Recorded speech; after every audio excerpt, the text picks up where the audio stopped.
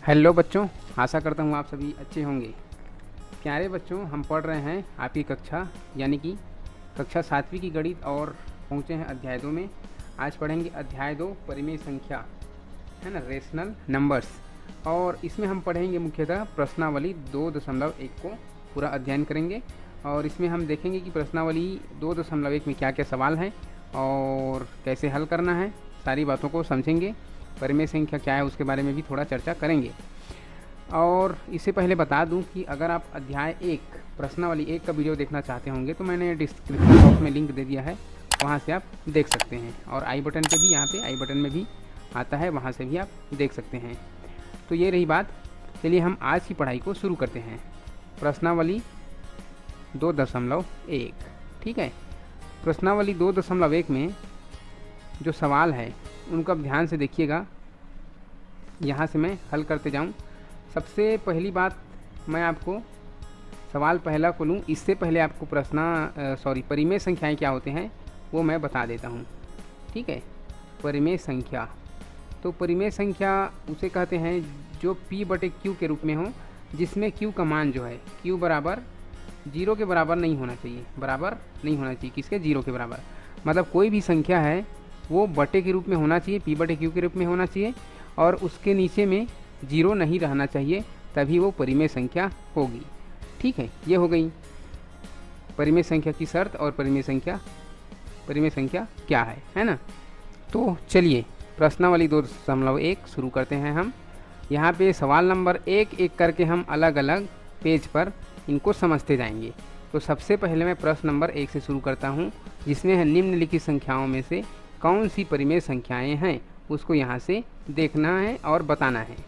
तो सबसे पहला क्वेश्चन, निम्नलिखित में से कौन सी परिमेय संख्याएं हैं। तो अभी मैंने आपको बताया जो P/Q के रूप में रहेगा, अर्थात जो बटा के रूप में रहेगा, उसी को हम परिमेय संख्या कहेंगे, है ना। चाहे बटे में कुछ भी हो, अगर संख्या सिंगल में है, ठीक है, उसके बटे के रूप में, हर के रूप में नहीं दिख रहा है कुछ, तो भी हम उसके नीचे में एक मान सकते हैं। एक मानते ही हैं, ठीक है, एक मान सकते हैं, ऐसा नहीं, एक मानते ही हैं। उसके नीचे में हर के रूप में एक, जिसका हर नहीं है उसको, ठीक है। तो वो कुल मिलाकर 27 भी परिमेय संख्या है, ठीक है। अगर हम इसका आंसर लिखेंगे तो इसके क्या है, हर में एक मानकर लिखेंगे, लेकिन जिसके हर में 0 रहेगा वो परिमेय संख्या नहीं है, अर्थात ये 24/0 परिमेय संख्या नहीं है। तो आप जब उत्तर लिखोगे प्रश्न पहला का, ठीक है, तब क्या लिखोगे, कौन सी परिमेय संख्या है। तो 4/1 को लिखना, और -3/7, और -27, और -3/5 को, ठीक है। कोई भी पूर्णांक संख्या हो सकता है बटे के रूप में, एक भी हो सकता है, 27/1 भी कर सकते हैं इसको, या 27 जैसा दिया है वैसे भी लिख सकते हैं। तो यह भी एक परिमेय संख्या है, ठीक है। ये हो गई। और एक बात और याद रखने वाली बात है कि परिमेय संख्या जो होती है वो गिनती करने के लिए नहीं होती है। गिनती करने के लिए क्या होती है, आप पार्ट 1 में, अध्याय 1 में पढ़ चुके हैं। प्राकृत संख्याएं जो होती है वो गिनती करने के लिए होती है, ठीक है, गिनने का काम आता है। 27 आप नहीं गिनते हैं, हम गिनती जब करते हैं कोई चीज़ें जब 27 हो तब हम 27 गिनती करते हैं, 1 से शुरू करते हैं और एक बढ़ते जाती है, इसको हम प्राकृत संख्या बोलते हैं, और इसी को गिनती करने के लिए उपयोग में लाते हैं। ये इस प्रकार की संख्याओं को हम गिनती करने के लिए उपयोग में नहीं लाते हैं, ठीक है। ये हमारे गणित के सवाल में उपयोग होते हैं। तो ये 4 जो संख्या है, जो परिमेय संख्या है, उसको मैंने लिख दिया है पहला के आंसर के रूप में। अब हम सवाल नंबर दूसरे की तरफ चलते हैं। सवाल नंबर हमारा दूसरा, ठीक है, सवाल नंबर हमारा दूसरा है, निम्नलिखित संख्याओं को परिमेय संख्या के रूप में लिखिए। तो इसका भी उत्तर बहुत आसान, ठीक है। इसका उत्तर क्या होगा, सभी के बटे में 1 लगा दीजिए, तो वो क्या हो जाएगा, परिमेय संख्या या बटे के रूप में हो जाएगा।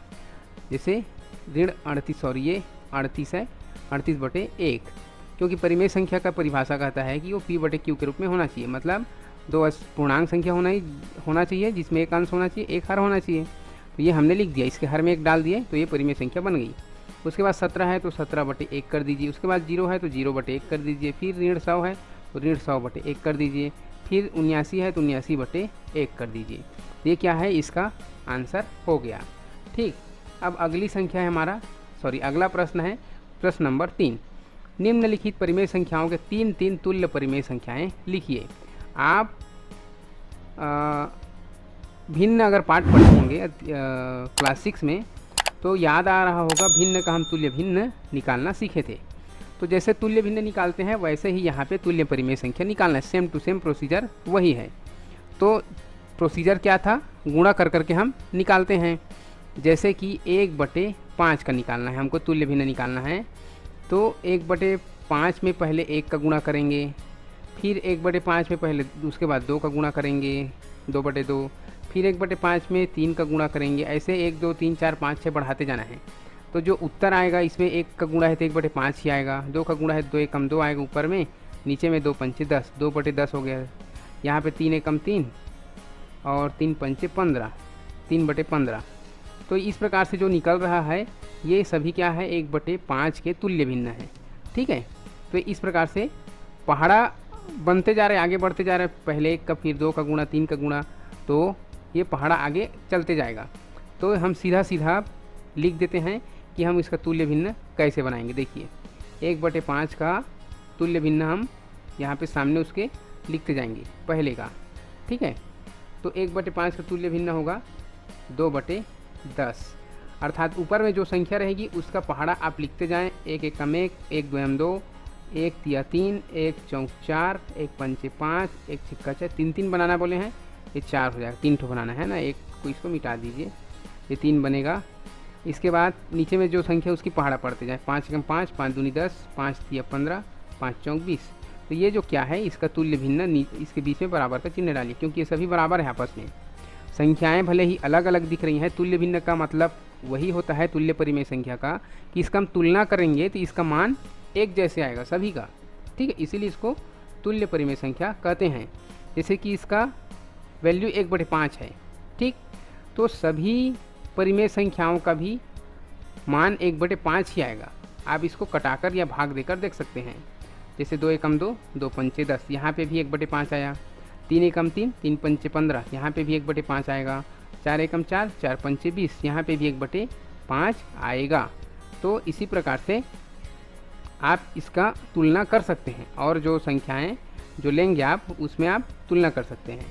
ठीक है, तो ये इसका उत्तर रहा। किसका, ये पहला का है। यहाँ पे मैं दूसरा का ले लेता हूँ, ऋण 3/4। अब ऊपर में ऋण लगा है तो इसको पहाड़ा लिखेंगे 3 का, तो सभी में हम ऋण लगाते जाएंगे। 3 दूनी 6 आएगा, फिर 3 तिया 9 आएगा, फिर 3 चौक 12। ये 3 3 तुल्य भिन्न बनाना इसलिए मैंने 3 लिखा, और सभी में हम ऋण लगाना नहीं भूलेंगे। ठीक है, ये हो गए। अब नीचे में 4 का पहाड़ा लिखेंगे, 4 दूनी 8, 4 तिया 12, 4 चौक 16। हम इसका नीचे वाले में ऋण नहीं लगाएंगे क्योंकि 4 में ऋण नहीं लगा है। तो ये इसके 3 तुल्य भिन्न बन गए, ऋण 3/4 का। उसके बाद तीसरा नंबर है, तीसरा नंबर ऋण 5/8। अब ऋण 5/8 का हमको लिखना है तुल्य भिन्न, तो ऊपर 5 का पहाड़ा लिखते जाएं, 5 दूनी 10 आएगा, फिर 5 तिया 15, 5 चौक 20, 3 तुल्य भिन्न लिखना है, 3 हम लिख लिए। 8 का पहाड़ा लिख दीजिए, 8 दूनी 16, 8 तिया 24, 8 चौक 32। ये सबसे सरल विधि है ना, गुणा कर करके लिखना था, गुणा ही हो रहा है वैसे, 8 दूनी 16 बोल रहा हूँ, 8 तिया 24, 8 चौक 32। ठीक, ये हो गए। तब में बराबर चिन्ह लगा दिए। यहाँ पे 5 में ऋण है तो ऊपर में 5 के जितने भी पहाड़ा लिखे सब में ऋण लगाना पड़ेगा, तब ये जाके इसका आंसर हुआ। चौथा आंसर 6/11, तो 6/11 लिखिए, दोनों धनात्मक संख्या है। ऊपर 6 का पहाड़ा लिखिए, 6 दूनी 12, 6 तिया 18, 6 चौक 24, बटा डालिए इसमें, और नीचे में 11 का, 11 दूनी 22, 11 तिया 33, 11 चौके 44। इसका हो गया तुल्य परिमेय संख्या।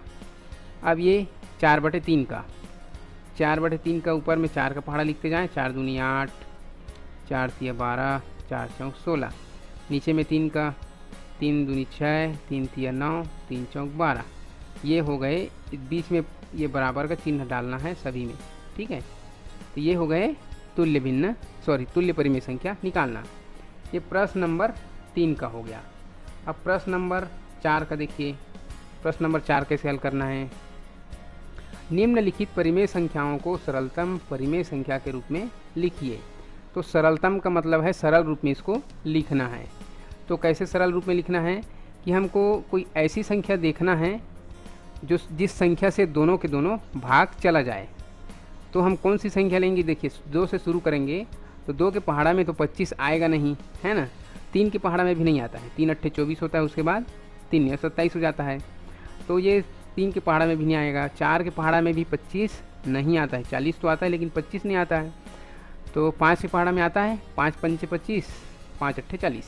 तो ठीक है, हम 25/40 को सरलतम रूप में लिखने के लिए भाग कर देंगे 5/5 से, या 5 से भाग कर देंगे, तो ये हो जाएगा 25 भाग 5 करेंगे 5 पंचे 25, या भाग के चिन्ह ना डाल के सीधा इसको कटा सकते हैं हम। ठीक है, कैसे कटाएंगे? 5 के पहाड़ा पड़ेंगे, 5 पंचे 25, 5 अट्ठे 40, तो ये बन गया इसका आंसर 5/8। अब इससे सरल तो नहीं हो सकता, क्योंकि कोई ऐसी संख्या है नहीं जिसके पहाड़ा में 5 और 8 दोनों एक साथ आ जाए। ठीक है, तो ये 5/8 इसका सरलतम रूप है। दूसरा संख्या है ऋण 16 यहाँ से इसका हो गया है ना, ऋण 16/36। अब ऐसा कोई संख्या बताइए जिसमें 16 भी आए 36 भी आए। तो 2 के पहाड़ा में आ जाएगा 2 अट्ठे 16, और ये 18 दूनी 36 होता है, 2 18 36, कितना हो गया ये? 8/18। क्या इससे और सरल हो सकता है? 8 और 18 दोनों एक ही संख्या में आ सकता है, एक ही संख्या के पहाड़ा में बिल्कुल आ सकता है। 2 चौक 8, 2 निया 18, 4/9 इसका सरलतम रूप हुआ। कितना? 4/9, किसका? 16/36 का। अब हम देखेंगे तीसरा नंबर का ऋण 15/45 का, ऋण 15/45 का। ठीक है, तो ऋण 15/45 का जब हम इसका निकालेंगे तो कोई ऐसा संख्या बताइए जिसमें ऊपर और नीचे दोनों की अंश और हर की संख्या एक ही के पहाड़े में आता हो, या एक ही संख्या से कट जाए। तो ये आएगा 5 के पहाड़ा में, है ना। 5 तिया 15, 3 बार में 5 निया 45। ठीक है, ये हो गए। क्या इससे भी और सरल हो सकता है? 3 और 9 किसी की संख्या के एक ही संख्या के पहाड़े में? जी बिल्कुल, 3 के पहाड़े में आता है 3 एकम 3, 3 तिया 9, सॉरी यहाँ पे 3 आएगा, है 3 बार में 3 तिया 9, तो यहाँ पे 3 आ गए, ऊपर में 1, मतलब 1/3 इसका सरलतम रूप। अब ऋण 48/96, 48 दूनी 96 होता है, सीधा सीधा लिख सकते हैं ना। 48 एकम 48, 48 दूनी 96, और जहाँ पे देखिए ऋण लगा है उसमें ऋण लगाना जरूरी है भाई, मैं भूल जा रहा हूँ, आपको नहीं भूलना है। यहाँ पे ऋण लगा दिया, यहाँ पे 48 में ऋण है, यहाँ पे भी ऋण लगेगा। ठीक है, ऋण 1/2 इसका चौथे नंबर का हो गया। फिर 70/100 है, यहाँ पे ऋण 70/100। तो देखिए 10 के पहाड़ा में दोनों आता है, 10 सत्ते 70 और 10 धाम 100, 10 बार में ये 7 बार में, ये 7/10, और यहाँ पे ऋण लगा है तो यहाँ पे ऋण 7/10 इसका उत्तर हो जाएगा। ठीक है, अब हम चलते हैं आगे और प्रश्न नंबर 5 को हल करते हैं। बच्चों आपको समझ में आ रहा हो तो लाइक का बटन दबा देंगे और आगे पढ़ाई को जारी रखिए। ठीक, प्रश्न नंबर 5 को पढ़ेंगे। दी गई परिमेय संख्याओं में से तुल्य परिमेय संख्या छांटकर लिखिए। अब इसमें 2 सवाल दिया है, इन दोनों सवाल में ढेर सारे परिमेय संख्याएं दिया हुआ है, इसमें भी ढेर सारे हैं, इसमें भी ढेर सारे हैं। अब इसमें से आपको छांटना है कि कौन कौन सी ऐसी संख्या है जो परिमेय एक दूसरे की तुल्य परिमेय संख्या है। तो आप हल लिखेंगे और पहला डालेंगे। ठीक है, इसमें सबसे छोटी परिमेय संख्या, छोटे अंक वाला, छोटे अंश हर हो, तो ये है ना, जिसका अंश और हर छोटी छोटी संख्या है, जो सबसे सरलतम रूप में है, इससे और सरल नहीं है। तो 1/3 इसको लिखते हैं ना। फिर ऐसी कौन सी इसमें से परिमेय संख्या है जिसका सरलतम रूप 1/3 आ सकता है ना। तुलना करेंगे तभी तो, जैसे 4 एकम 4 करेंगे, 4 तिया 12, इसका 1/3 आ रहा है, मतलब हम 4/12 को भी लिख सकते हैं, ये तुल्य भिन्न है करके, मतलब आंसर में लिखते जाएंगे 1/3, उसके बाद बराबर करके 4/12, फिर बराबर करके ये देखिए ए भी आएगा, 8 एकम 8, 8 तिया 24 होता है, तो हम लिख सकते हैं 8/24 को भी। उसके बाद 1/3 तो लिखा गया है ना, ये हो गया। फिर 16/36, 16/36 आएगा क्या? 16 एकम 16, 16 तिया 48, ये नहीं आएगा, मतलब ये नहीं है। 25 एकम 25, 25 तिया 75, 1/3 ये भी आ रहा है, तो 25/75 को भी लिख सकते हैं। ये सभी तुल्य परिमेय संख्या है। दूसरा नंबर को देखिए, दूसरा नंबर में सबसे सरलतम जो संख्या है ये पहला वाला, इसको लिख लेते हैं, ऋण 3/5। अब हम देखते हैं कि कहाँ पे 3/5 आ सकता है। ठीक है। जैसे कि यहाँ पे 2 तिया 6, 2 का पहाड़ा पढ़ेंगे 3 बार में 6 और 2 पंचे 10, ये हो गए। यहाँ पे ऋण 3/5 आ रहा है, तो ऋण 3/5 नहीं लिखना है ना, जो संख्या है उसको लिखना है। ऋण 6/10 है, उसका मान आ रहा है ऋण 3/5, तो यहाँ पे हम लिखेंगे ऋण 6/10 को। इसके बाद और किस में आ सकता है, ये हो गया और ये हो गया, है ना। इसमें देखिए 3 बार में 5 तिया 15, हाँ 3 बार में 5 का पहाड़ा पढ़ेंगे 3 बार में 15 होगा, 5 पंचे 25, ये ऋण 3/5 हो रहा है, मतलब ऋण 15/25 को लिख सकते हैं, तुल्य भिन्न है। और कौन है जिसमें 3/5 आएगा, इसमें 9, हाँ अच्छा ठीक, 9 तिया 27, 9 पंचे 45, ये भी आ गया ऋण 27/45, ये भी आ गया, है ना। और ये आएगा क्या, 3 बार में 5 तिया 15, लेकिन 5 चौक 20, ये 4 हो गया, 3/4 आ रहा है ना, 3/5 आना चाहिए, अर्थात ये नहीं है, इसको नहीं लिखना है, बाकी सब तुल्य भिन्न है। सवाल नंबर 5वां हल हुआ। सवाल नंबर 6वां को देखिए। सवाल नंबर 6वां में बच्चों, क्या निम्न परिमेय संख्याओं के जोड़े तुल्य परिमेय संख्या को प्रदर्शित करते हैं, कारण सहित समझाइए। पहले आप यहाँ पे हल लिखिए। पहला लिखिए 9/11 और 9/11 में धन 3।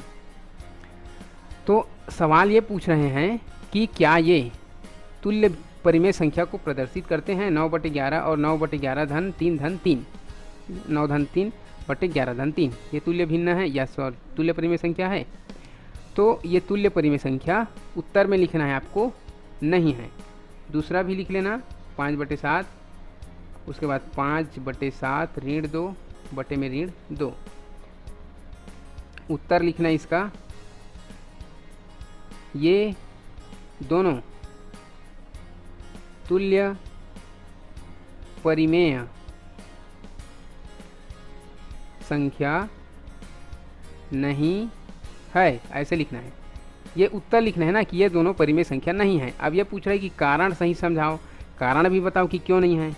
तो देखिए तुल्य भिन्न बनाते समय हम अगर 9/11 है तो इसके साथ में गुणा करते हैं, ऊपर और नीचे, है ना, अंश और हर में 1 का गुणा करते हैं, फिर 9/11 लिख के 2 और 2 का गुणा करते हैं, फिर 9 और 11 लिख के 3 और 3 का गुणा करते हैं। इस प्रकार से करते हैं हम तुल्य भिन्न निकालने के लिए, तुल्य परिमेय संख्या निकालने के लिए, है ना। तो यहाँ पे गुणा ना होकर के क्या है, जोड़ना है, तो इसलिए ये नहीं है, तो हमको कारण में लिखना पड़ेगा, ठीक है। कारण यहाँ पे लिखना ऐसे, जैसा कि मैं लिख रहा हूँ, कारण में लिखना यहाँ पे, कारण उपरोक्त दोनों। देखिए मेरे राइटिंग को कई लोग बोलते समझ नहीं आता है, तो बोलते भी जा रहा हूँ, उसको थोड़ा देख लेना।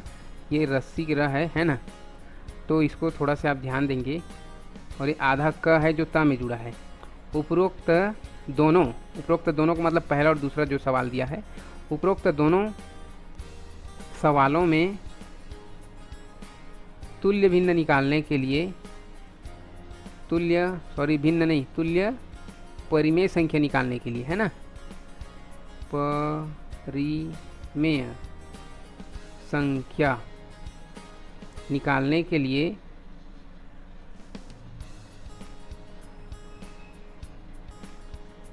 इसमें जोड़ किया गया है, इसमें घटाव किया गया है। जोड़ व घटाव किया गया है, जबकि तुल्य भिन्न को गुणा करके निकाला जाता है, गुणा करके निकाला जाता है। ऐसे आपको कारण इसमें समझाना है, तभी आपको उचित नंबर मिलेगा। अगर यही सवाल आपके परीक्षा में पूछा जाए तो आपको कारण समझाना पड़ेगा, क्योंकि लिखा है सवाल में आपके कारण सही समझाइए, तो कारण भी समझाना है, ठीक है। ये सवाल हुआ।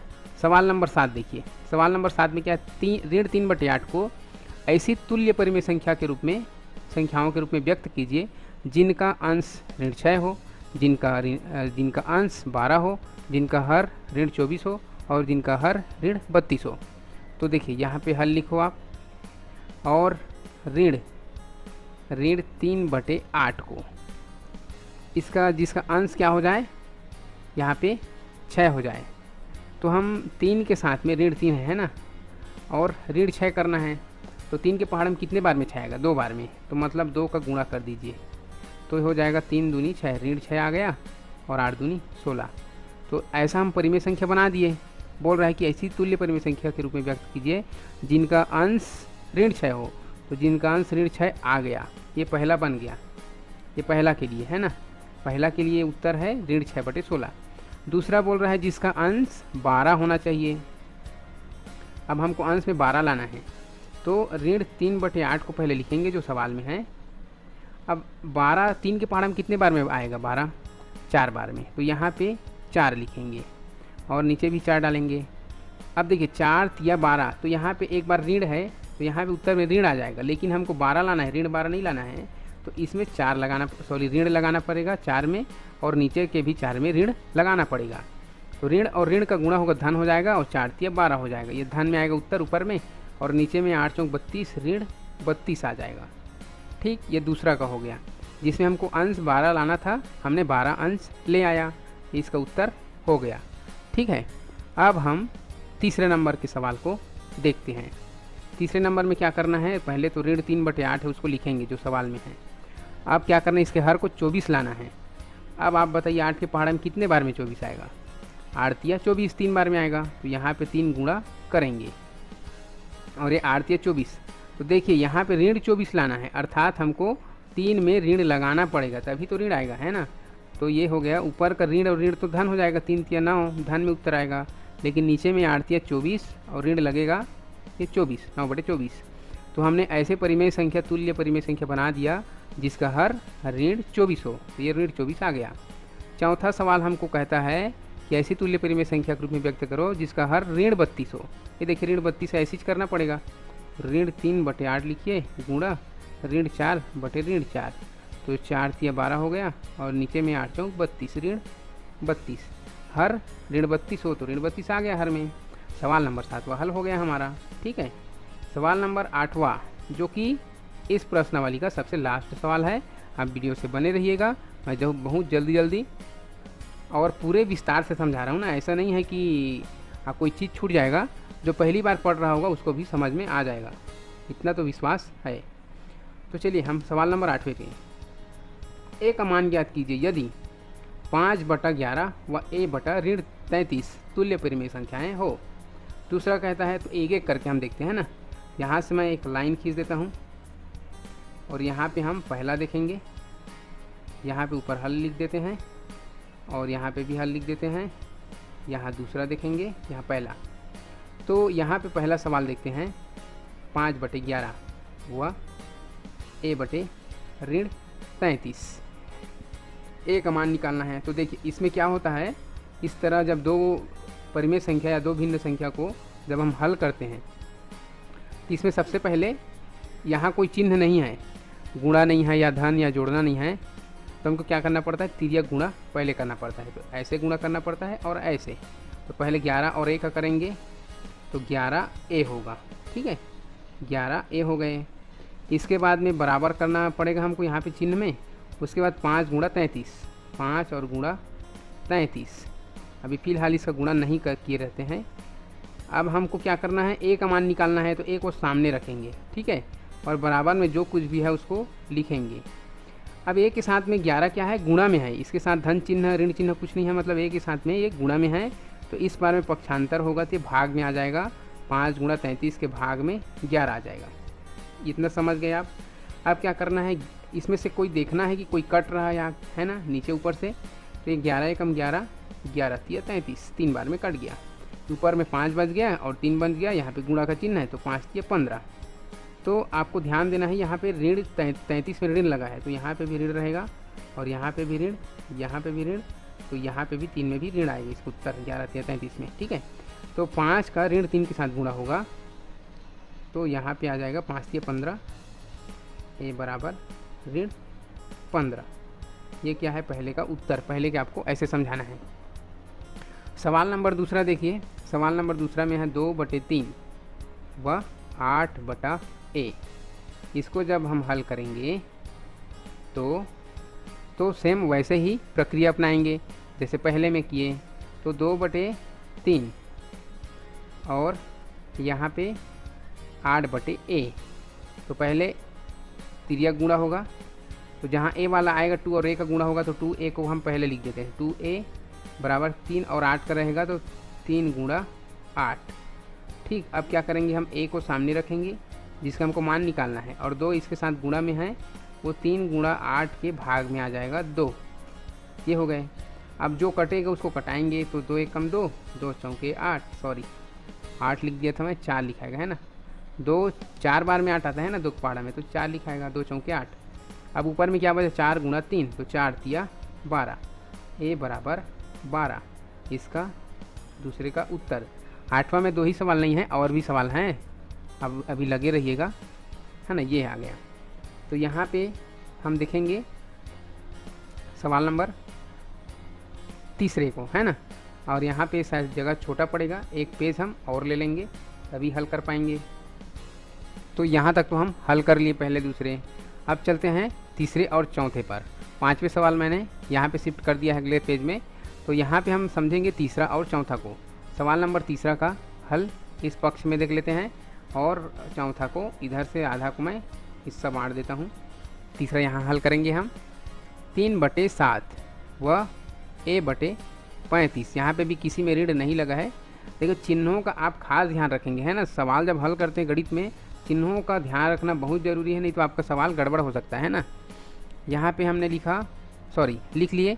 अब क्या करेंगे, हम करेंगे यहाँ पे तिर्यक गुणा। तो सबसे पहले a वाले को पहले करेंगे है ना, 7 और a का होगा तो 7a लिखेंगे, और इसका 3 और 35 का होगा तो 3 और 35 का गुणा कर देंगे।